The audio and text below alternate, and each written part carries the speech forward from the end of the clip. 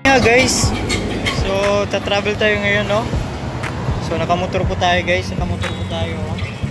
So ngayon papauwi tayo guys, uwi tayo ngayon. So nag-video lang ako para sa ating pag-uwi. Okay, let's go.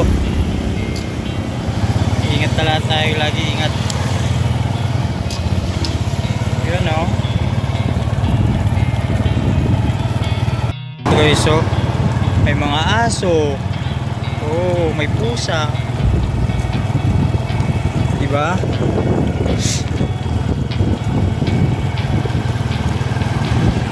So, di gaano guys dito kaano yung yung mga sasakyan. Pag mga bandang alas 6, kung di na lang yung mga sasakyan dito guys.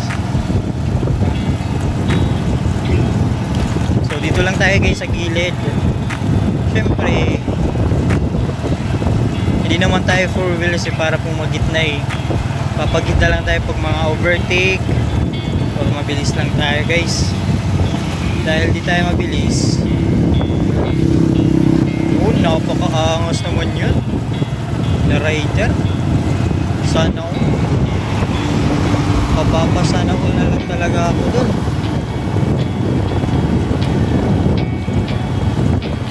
Maroon guys, maroon na rider, napakaangas.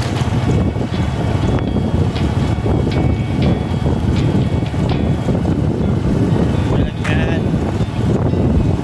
Pero hindi ko yung pinapangarap yung rider guys. Gusto ko yung sniper. Pangarap ko guys, magkaroon ako guys. Matagal ko na yung pinapangarap. Dito guys mga kapuno-puno, mga puno-puno dito guys ba.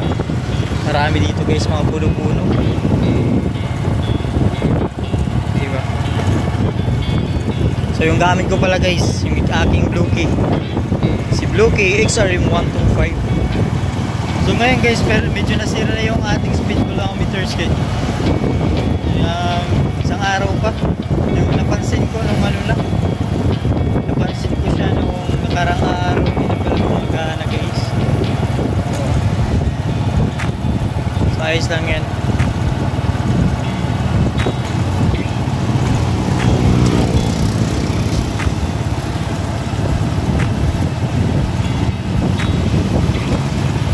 Tagbo lang natin guys, mga nasa 35 lang to guys.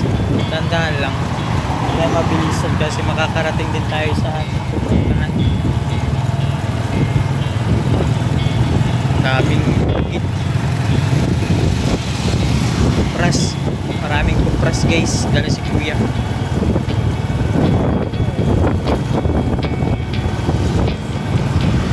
Maraming kupras si kuya.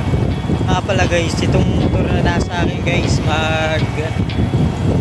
ano pala to sa akin, mag 2 years na. Mag 2 years na sa akin guys. Tapos bali pang 4 ata ko na may-ari nito. Kasi yung original na may-ari nito guys is yung babae. Babae yung original na pangalan. So di ko mapa-change name guys kasi di ko alam kung taga saan yung babae kasi malayo siya guys. At di ko alam kung buhay pa ba yun or sana buhay pa si ate.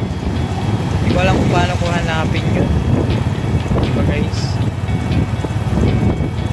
Pero ayos lang yun.